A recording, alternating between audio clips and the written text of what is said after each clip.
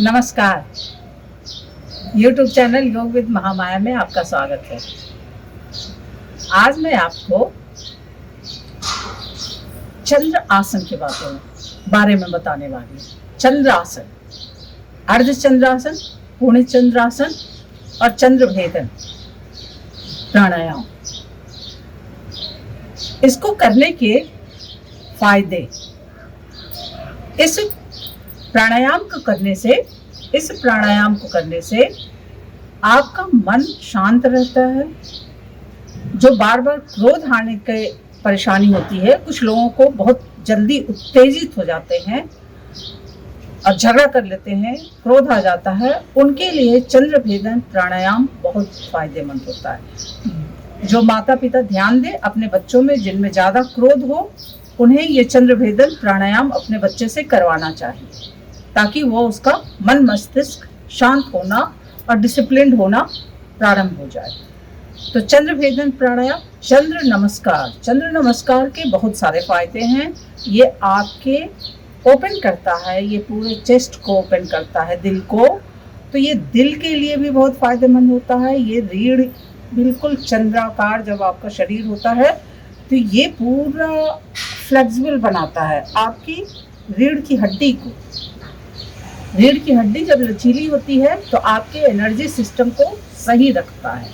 वो आपका energy system हमेशा एक्टिव रहता है और पूरे बॉडी में सही ढंग से एनर्जी पहुंचते रहता है। और जो आप देखते होंगे कि ये जिनको गर्दन की परेशानी है उनके लिए ये बहुत फायदेमंद है, और जिनको कमर में परेशानी है उनके लिए भी बहुत फायदेमंद है। तो रीढ़ की हड्डी से संबंधित जिनको भी परेशानी है, यानी बैक में जिन लोगों को भी परेशानी, ये जो शोल्डर्स होते हैं, जो बाहें जिनको थोड़ा सा भारी सामान उठाने में परेशानी हो जाती है, उनके लिए भी ये आसन बहुत फायदेमंद है। ये बाह से लेके पैर से लेके ये घुटने के लिए भी बहुत फायदेमंद अर्धचंद्रासन, क्योंकि घुटने की जो पोजीशन ऐसी होती है तो ये घुटने को भी मजबूती प्रदान करता है।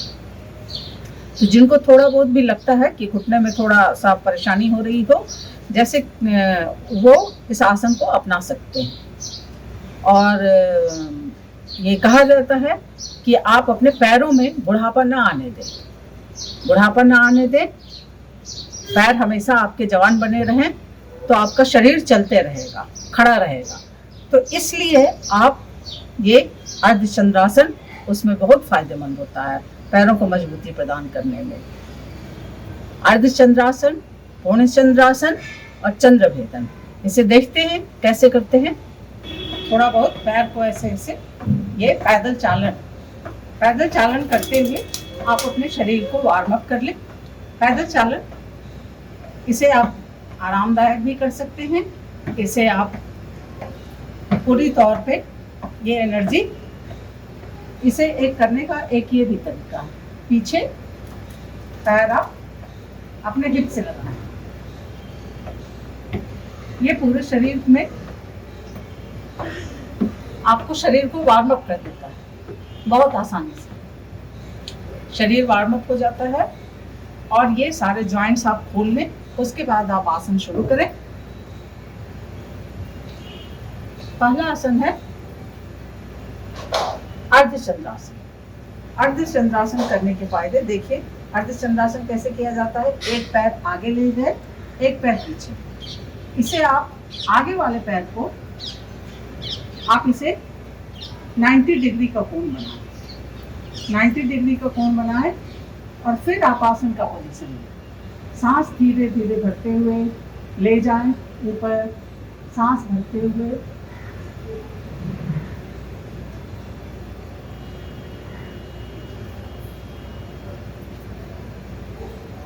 इसे आप दूसरे पैर से भी कर सकते हैं। दूसरे पैर से भी करें, एक पैर आगे, एक पैर पीछे। इसे आप 90 डिग्री का यूं बनाएं और फिर आप इसे पोजीशन ले, झुक के जितना झुक सकते हैं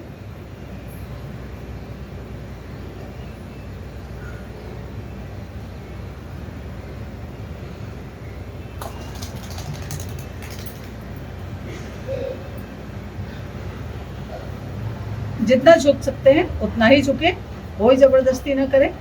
धीरे धीरे आप देखेंगे कि आपका शरीर लचीला होते जाएगा और ये बिल्कुल अर्धचंद्राकार ये आपका बन जाएगा। तो ये अर्धचंद्रासन और पूर्ण चंद्रासन। पूर्ण चंद्रासन, अब देखें कि दोनों पैरों को कंधे के बराबर, थोड़ा सा गैप करके कंधे के बराबर में रखें और फिर दोनों हाथों से आसन का पोजीशन सांस भरते हुए ले जाएं।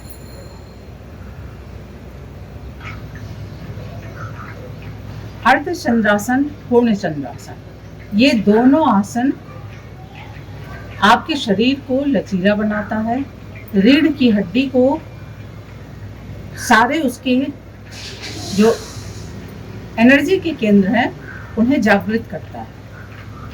तो आपके शरीर में एनर्जी का प्रवाह बढ़िया बना रहता है। अब आते हैं मन को शांत करने के लिए चंद्रभेदन। तो चंद्रभेदन प्राणायाम, चंद्रभेदन प्राणायाम कैसे करते हैं? ये तीनों एक दूसरे से मिले हुए। चंद्र, जहां चंद्र आया वहीं समझिए कि आपकी चंद्र नाड़ी को एक्टिव करने की बातें हो रही हैं। और चंद्र नाड़ी के एक्टिव करने से यानी कि मन शांत होता है।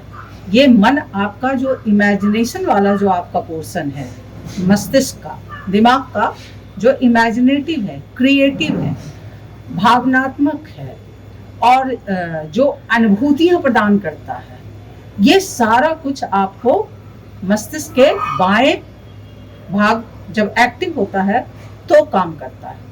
तो मस्तिष्क के बाएं भाग को एक्टिव बनाए, ये आपको इमेजिनेटिव भी बनाता है। इमेजिनेटिव अगर आप बनते हैं तो बहुत सारे काम ऐसे हैं जो केवल नए इमेजिनेशन वाले कर सकते हैं, जिनके अंदर कल्पना शक्ति होती है। आजकल तो आप देख ही रहे हैं सॉफ्टवेयर में भी कितने सारे, आप जितना ज़्यादा इमेजिनेटिव होते हैं उस तरीके की नई चीज़ें आप कल्पना कर पाते हैं, सोच पाते हैं। तो आपका बायां, आजकल बायां जो चंद्र नाड़ी का भाग है, ये इसे एक्टिव रखना बहुत आवश्यक है। तो इसे एक्टिव कैसे करें? आप ये योग मुद्रा बना के, यानी कि आप मध्यमा और तर्जनी दोनों को आप खड़ा रखें और बाकी दोनों को नीचे कर लें और अंगूठे से एक नासिका को इससे बंद करें, एक नासिका को इससे बंद करें। तो बाएं नासिका से आप सांस लेते हैं, धीरे धीरे गहरी लंबी सांस, बिना आवाज के, आवाज बिल्कुल नहीं होनी चाहिए। लंबी गहरी सांस लिया, फिर आपने बाएं नासिका से ही आप सांस को छोड़ते हैं, फिर बाएं नासिका से ही सांस लेते हैं, फिर बाएं से ही छोड़ते हैं। बाएं नासिका से सांस लिया, बाएं से ही छोड़ा। ये बाएं नासिका से ही बार बार आप ईड़ा को यानी चंद्र नाड़ी को उसी से आप सांस लेंगे, उसी से छोड़ेंगे, उसी से लेंगे, उसी से छोड़ेंगे। तो इसे चंद्रभेदन प्राणायाम कहते हैं। जिनके अंदर भी थोड़ा सा हमेशा तर्क वितर्क करने की आदत हो, हर बात में लॉजिक लगा करके काम करने की आदत हो, विचारों को ज़्यादा महत्व देने की आदत हो, उन्हें थोड़ा अपने पे ध्यान देना चाहिए। ऐसे लोगों के लिए चंद्रभेदन प्राणायाम आवश्यक होता है। आपके लिए भावना भी उतनी ही महत्वपूर्ण है जितने महत्वपूर्ण विचार हैं। कहीं ऐसा तो नहीं है कि जीवन में आप विचारों को महत्व देते देते भावनाओं को दरकिनार करते जा रहे हैं। आप विचारों को, तर्क को ज़्यादा महत्व देने की वजह से आपका भावनात्मक संबंध, जिससे भी संबंध हो, माता पिता से हो, पत्नी से हो, बाल बच्चे से हो, जिससे भी संबंध हो, ये संबंध आपके बिगड़ सकते हैं अगर आप बैलेंस ढंग से सोचने की आदत न रखें। आप अपने जीवन को बैलेंस बनाएं। इसीलिए योग कहा जाता है कि योग को अपने जीवन में शामिल करें। न कर सकते हैं आसन को तो कम से कम प्राणायाम को तो शामिल करें, वो भी योग का ही अंग है। तो प्राणायाम को शामिल करें। कैसा भी परेशान व्यक्ति हो, मतलब शारीरिक रूप से परेशान, तो शारीरिक रूप से परेशान कैसा भी व्यक्ति हो, प्राणायाम तो कर ही सकता है। प्राणायाम को कम से कम योग के एक अंग को तो आप अपने जीवन में शामिल करें, और ध्यान तो कोई भी कर सकता है। तो कम से कम 2 अंग भी अगर आपके जीवन में शामिल हो जाएंगे तो आपके जीवन में बैलेंस आ जाएगा, आपका जीवन के प्रति नजरिया बदल जाएगा। तो नजरिया को बदलने के लिए योग की शरण में आना परम आवश्यक है। ध्यान की शरण और प्राणायाम की शरण, ये दोनों आपको आपके मन मस्तिष्क पे काम करता है, और बाकी जो आसन है वो आपके फिजिकल फिटनेस को ध्यान रख के ऋषि मुनियों ने तैयार किया है।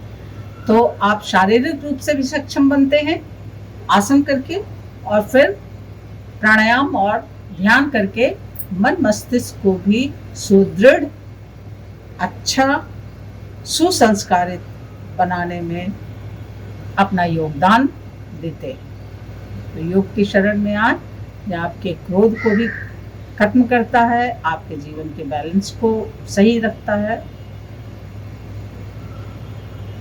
तो धन्यवाद। अगर ये वीडियो पसंद आया हो तो इसे लाइक और शेयर करें, और मेरा चैनल योग विद महामाया सब्सक्राइब करें।